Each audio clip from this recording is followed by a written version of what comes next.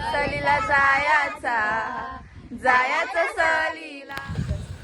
नमस्कार मंडळी, Yogesh Salunkhe enjoy with Yogesh Salunkhe या माझ्या या चॅनलमध्ये मी तुमचं सर्वांचं स्वागत करतो. आज खूप दिवसांनी एक आमच्या इथल्या सगळ्या शेजाऱ्यांची आणि आमच्या नातेवाईकांची मिळून अशी एक ट्रिप काढलेली आहे. तर त्या ट्रिपचं पहिलं जे ठिकाण आहे ते शिवदत्त मंदिर, आंबेपूर या गावामध्ये शिवदत्त मंदिर आहे. तर हे मंदिर पाहण्यासाठी आता आमचा सर्व ग्रुप आतमध्ये गेलेला आहे. चल जा बाबा. शिवदत्त मंदिर जांभा दगडात बांधलेलं मंदिर.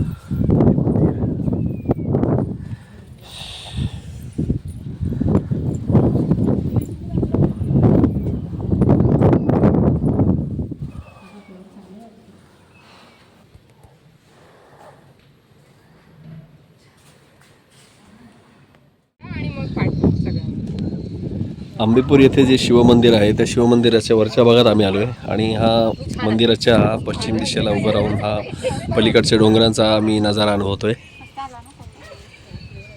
पूर्णपणे जांभा दगडात बांधलेलं हे मंदिर. त्याचा हा खालून प्रवेशद्वार आहे येण्याचं. आणि आता मी पूर्व बाजूला आलो. ही पूर्व दिशा शिवदत्त मंदिराची. खालच्या बाजूस शंकराचं मंदिर आहे, ते सुद्धा आपण नंतर पाहूया. इकडे एक आश्रम टाईप असं एक बनवलेलं आहे मंदिराच्याच पूर्व दिशेला.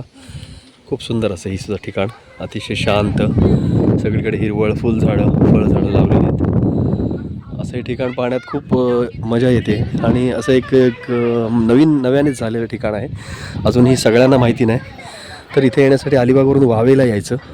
जो रामराज रोहा रोड आहे त्या रोडला वावेला यायचं आणि उजवीकडे जो रस्ता चौलच्या दिशेला जातो त्या रस्त्याला वळायचं आणि पुढे लगेच आंबेपूर म्हणून एक ॲरो दाखवलेलं आहे. त्या ॲरोला वळलात की तुम्हाला पिंडीच्या आकाराचं जांभा दगडातलं हे शिवदत्त मंदिर दिसेल. असं हे सुंदर मंदिर एकदा तरी आवर्जून प्रत्येकाने भेट द्यावा.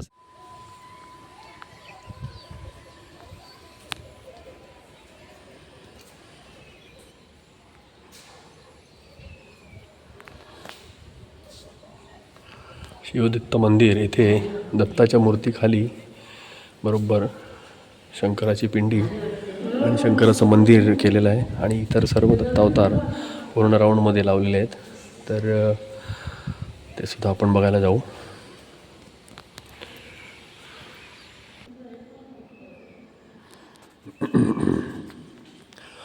शिवदत्त मंदिराचा जो आकार हा पिंडीच्या आकाराचा आहे आणि मधल्या भागात जिथे पिंडीचं जे शाळुंक असतं त्या भागामध्ये वरच्या साईडला दत्त मंदिर आणि त्याच्याच बरोबर खाली शंकराचं मंदिर, शंकराची पिंडी आहे. श्री गजानन महाराज हा आतला भाग जो शंकराच्या पिंडीच्या भोवताली आहे. हे श्री स्वामी समर्थ आणि इकडे श्री नृसिंह सरस्वती. तर असा हा पूर्ण त्या पिंडीला राऊंडमध्ये घेतलेला भाग आहे. शिवदत्त मंदिराच्या वरून जे तुम्हाला मी आश्रम दाखवला होता तर तो आश्रम आता आम्ही खालून पाहतोय. आणि हे बघा हे शिवदत्त मंदिर.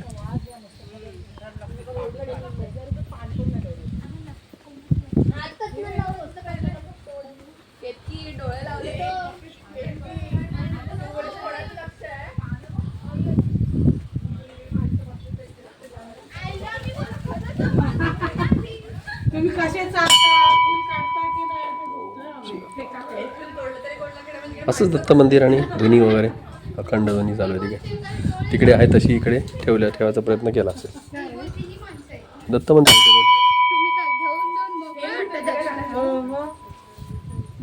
असं घर पाहिजे ना ओटीवर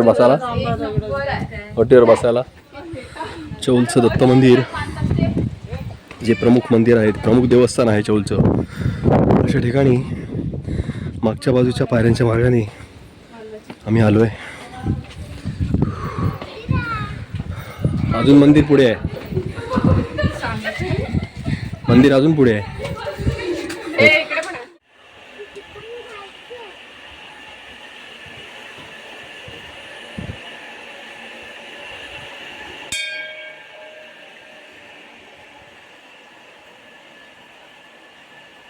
हे चौलचं चौलचं प्रमुख देवस्थान.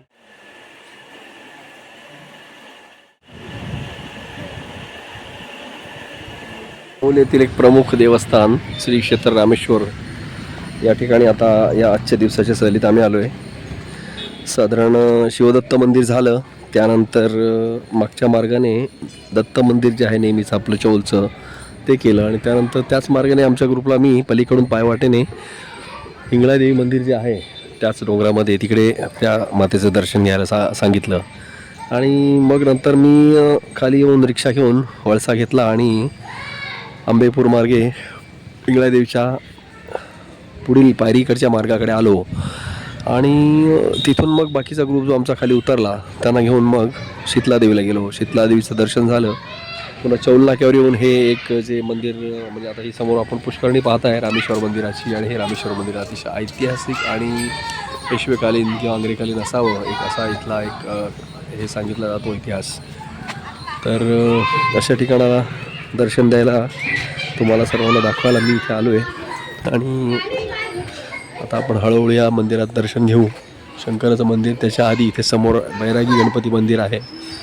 असं दुपारची वेळ आहे, संध्याकाळच्या वेळेला खूप इथे आसपासचे लोक दर्शनाला आणि असं बसायला म्हणून एक येतात.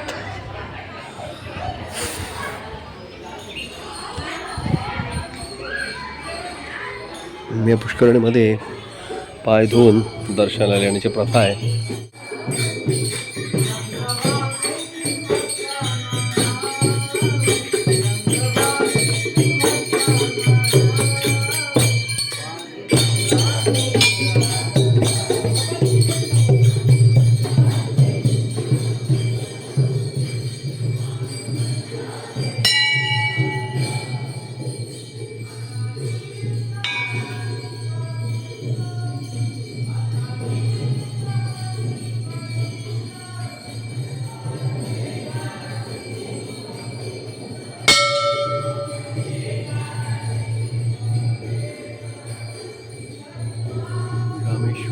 चौल. आणि हा प्रत्यक्ष उत्सवाच्या दिवशी रामेश्वरावर चढवण्यात येणारा मुखवटा. रामेश्वर मंदिरात आतल्या साईडला जे अनेक मंदिरं आहेत त्या मंदिरांपैकी एक गणपतीचं मंदिर, दोन्ही बाजूला गणपती असं विठ्ठल रखुमाई मंदिर आहे. आणि असं पहिल्यांदाच मी पाहतोय की प्रमुख देवाच्या दोन्ही बाजूला ज्याचा आपण पहिला मान देतो असा गणपती ही एकच मूर्ती असते, पण इथे आपण दोन मूर्ती पाहतोय. आमच्या सहलीतला आजचं दुपारची वेळ झाली आणि दुपारची जेवणाची वेळ झाली. आम्ही जेवायला बसतोय एवढ्या इथे कोरलाईच्या रोडला. वरती कोरलाई किल्ला आहे आणि त्याच्याच वाट्यावर आम्ही एका झाडाच्या सावलीत चटई वगैरे अंथरली आहे. आणि सर्वांनी आपापल्या घरून जे जेवण आणलेलं आहे ते आता आम्ही सगळे ओपन करणार आणि जेवायला सुरुवात करणार. हा वरती दिसतोय तुम्हाला कोरलाई किल्ला. आम्ही जाऊ की नाही याचा भरोसा नाही, तरी पण तुम्ही बघू शकता वरती जी घार फिरते. हा इकडे पोर्तुगीजांच्या काळातला पोर्तुगीजांनी बनवलेला कोरलाई किल्ला. हा त्या किल्ल्याकडे येणारा रस्ता हा कोरलाई गावातून येतो. म्हणजे आपण जेव्हा रेवदंडा ब्रिज क्रॉस केला की मुरुडकडे काशीदकडे जाताना उजव्या हाताला वळलो थोडंसं अंतर गेल्यावर कोरलाई गाव येतं आणि कोरलाई किल्ला असा एक ॲरो दिसतो. त्या ॲरोने आतमध्ये आलं की कोळेवाडा संपल्यानंतर समुद्राच्या लगत आणि किल्ल्याच्या पलीकडून असा एक रस्ता येतो. सिंगल रोड आहे, काळजीपूर्वक यायला लागतं आणि याच रस्त्याने पुढे जाऊन वरती किल्ल्याला जाता येतं. हा काशीद बीच. आम्ही काशीद बीचला आलो. पावसाळी महिना जून असल्यामुळे बोटिंग 25 मेपासून बंदच होते, त्याच्यामुळे स्पीड बोट्स कुठल्याही प्रकारचे वॉटर स्पोर्ट्स इथे आता बंद आहेत. समोर एक बंधारा दिसतोय. साधारण मुंबई टू काशीद रोरो सेवा चालू होणार अशी एक मागे हवाई उठली होती, त्यामुळे तो बंधारा त्या उद्देशानेच पाण्याला ब्रेक करणारा बंधारा एक प्रकारे. आणि हे असे वेगवेगळ्या प्रकारचे शॅक्स सुरूच्या झाडांमध्ये इथल्या स्थानिक ग्रामस्थांनी बांधलेले पर्यटकांसाठी जेवणाची, नाश्त्याची, पिण्याच्या पाण्याची, कोल्ड्रिंक्सची सुविधा देणारे असे हे शॅक्स इथे आहेत. असा हा काशीदचा बीच एक मोठी चढण आणि उतरून आल्यानंतर एक सुंदर असा किनारा जो काशीद या गावापासून थोडा लांब आहे. आणि शांत असा हा किनारा आणि स्वच्छ असा किनारा, त्याच्यामुळे इथे येण्यासाठी एक पर्यटकांची जास्त पसंती असते. याचं कारण असं आहे की या गाडी गेली, हा अलिबाग ते मुरुड हा हायवे आहे आणि हायवेला लागूनच हा लगेच किनारा आहे आणि त्यामुळे जाता जाता हा किनारा पटकन नजरेस पडतो आणि प्रत्येकजण या किनाऱ्यावर बसण्याचा समुद्राची मजा घेण्याचा एक ठरवतो आणि इथे थांबतो जाताना किंवा येताना. म्हणजे नांदगाव आणि जंजिरा किल्ला पाहायला जाताना किंवा तिकडून येताना असा एकदा तरी इथे ब्रेक घेतला जातो. असा हा काशीदचा समुद्रकिनारा. आम्ही जरा पुढे गेलो नाही, तसा विस्तीर्ण किनारा आहे हा. हे बघ, इथे ही बोट झाकून ठेवलेली आहे. इथे मोठी बोट आहे, साधारण आतमध्ये पॅरासेलिंग वगैरे करतात तशी बोट आहे ही. आणि हे असे वेगवेगळे शॅक्स आहेत ज्यामध्ये आपण जेवण, चहा, नाश्ता, कोल्ड्रिंक्स, ते झोपाळे केले त्यांनी एक असते झोपायला, तसं तुम्ही कुठल्याही प्रकारचा आनंद इथे घेऊ शकता. असा हा काशीदचा एक सुंदर बीच. थेरोंडा येथील हे सुवर्ण हनुमान मंदिर, परिपार्क थेरोंडा, अलिबाग.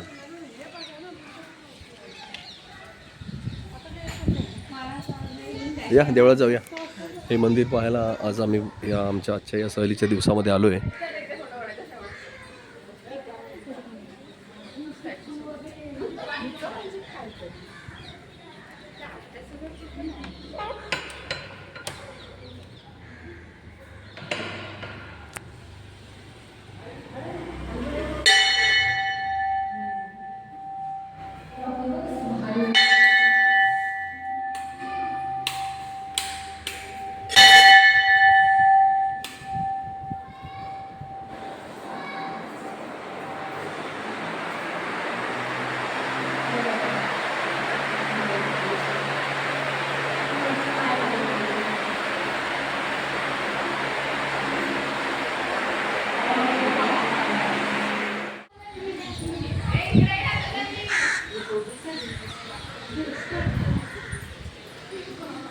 वेगवेगळ्या प्रकारची चित्र इथे काढलेली आहेत. एक वेगळं आकर्षण ह्या मंदिरासोबतच बनवलेलं आहे. त्यामुळे या चित्रांच्या देखाव्यामुळे एक हे मंदिर आपलं स्वतःचं वेगळेपण सांगतं. एका भक्ताने स्वतःच्या खर्चातून हे खाजगी मंदिर बांधलेलं आहे. इथे कोणत्याही प्रकारचं शुल्क आकारलं जात नाही.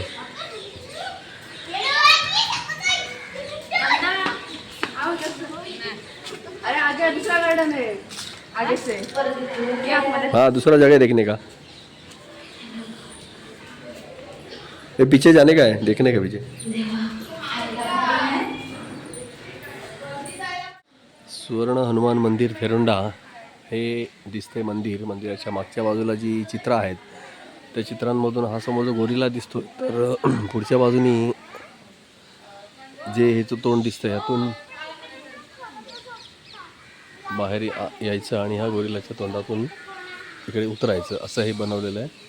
आणि हे अशी घसरगुंड्यावर मुलांसाठी सीसॉ आहे. मल्हारी मार्तंड आहे तिकडे. त्यानंतर इकडे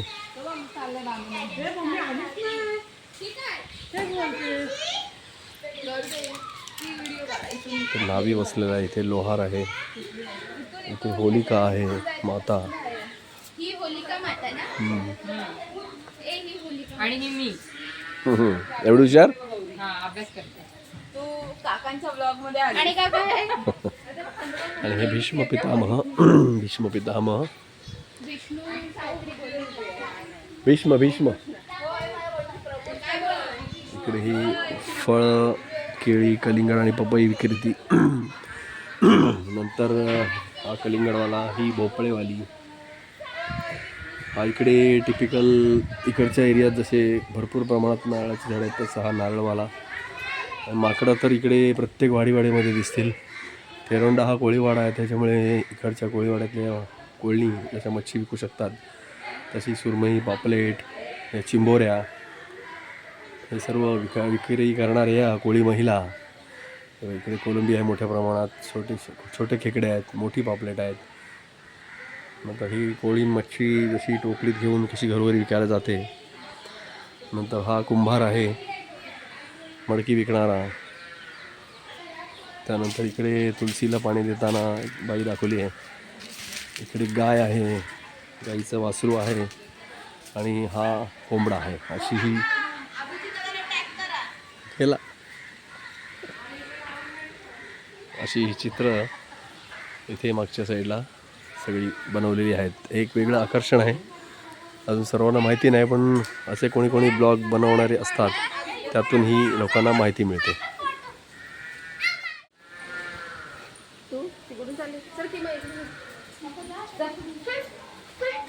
आम्हाला तर हे काळं काचा शिका पटकन ये ना आता तोंड मध्ये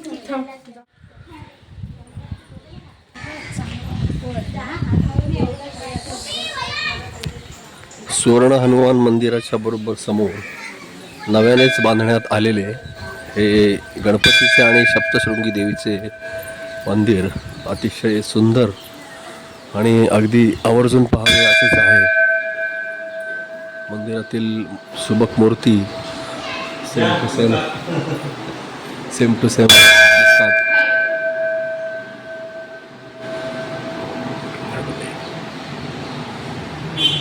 इकडे सप्तशृंगी आईची मूर्ती, जशी आपण सप्तशृंगी वणी येथे जाऊन बघू शकतो. तिथे कोणाला जाणं शक्य झालं नाही तर नक्की आवर्जून इथे येऊन बघा. या दोन्ही मंदिरांच्या भोवताली लावलेले या टाईल्स हे या मंदिराचे निर्माण करते मालक स्वतः अंबुकर सुद्धा आज मंदिरात उपस्थित आहेत. झालेलं ठिकाण आहे. सुवर्ण हनुमान मंदिर पण काही वर्षापूर्वी झालेलं आहे, तर त्याच्याबरोबर समोर हे पुन्हा एक आणखी एक मंदिर त्यांनी बनवलेलं आहे. तर ते इकडे तुम्ही आलात तर आवर्जून पहा. असे दोन्ही ठिकाणं आहेत. तर खूप दिवसांनी माझा हा एक जो येणारा ब्लॉग आहे तो तुम्हाला आवडत असेल तर ज्यांनी माझ्या चॅनलला सबस्क्राईब केलं नसेल तरी सबस्क्राईब करा, लाईक करा आणि शेअर करा. धन्यवाद.